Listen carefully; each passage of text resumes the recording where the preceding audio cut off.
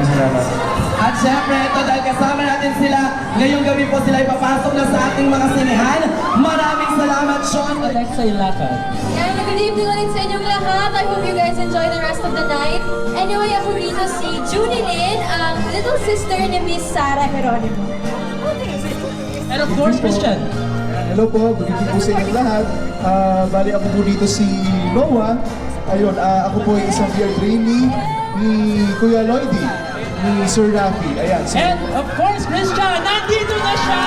Ladies and gentlemen, the star of Family Found Someone, the pop royalty, Miss Sarah Geronimo! Good evening po. Thank you po for hello. Thank you po for attending our premiere screening. At nagpapasalamat po ako to my Oppo family for supporting our movie. Ito po, hawak ko po ngayon yung Sarah Geronimo Limited Edition. Available na po siya. For more details, check out their page, Oppo page. Salamat po for coming. Hope you enjoy the movie. Alright, Miss Sarah, just a few questions po before we start. Now, how does it feel to you wearing a wedding gown sa gitna ng BGC? Mas madali ba siya kaysa sa acting? Oh, wow! Medyo struggle, ano? Medyo kasi mabigat, tapos may petticoat, tapos medyo mainit din, pero carry lang. Okay, carry mo yan, syempre. And of course, how does it feel to have your own smartphone na may signature pa ni Miss Sarah Gulat Geronimo? nga ako, sobrang akong honored. Maraming salamat po ito.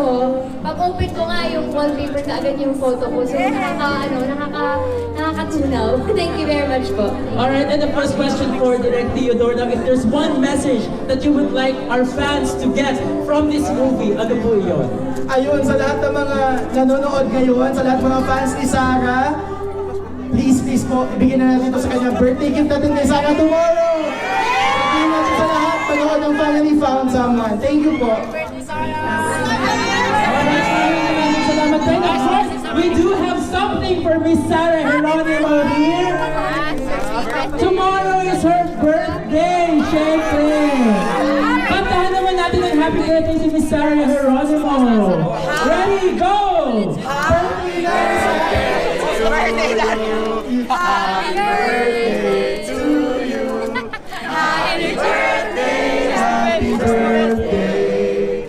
Happy birthday to you. Alright, so we'd also like to thank, of course, Mr. Stephen Che for bringing this cake to Miss Sarah Geronimo, the brand marketing manager of Oppo. Closer please, Sir Stephen. Closer po kayo. Sir, atras na tayo konti, sir, ha? Tapo konti.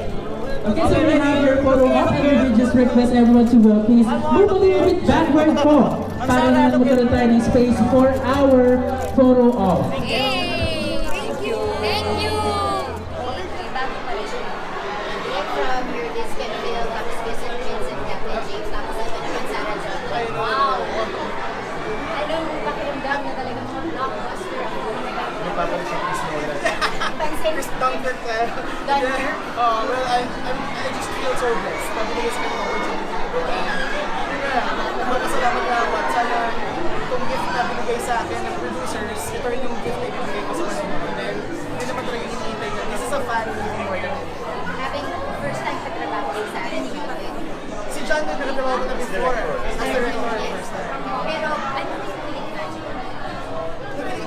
Yung kilig magic ng dalawa basically is siguro, I wasn't there during the first two films, pero parang feeling ko, For this one, parang siguro dahil nagkaroon sila ng nilaglag. Parang may something in the past na parang hindi nagka-closure. So dito sa movie na to, wala nang bawal. pinigil lang. Ayun, so the chemistry is still there. It's very natural. They don't even have to, like for me, they can make a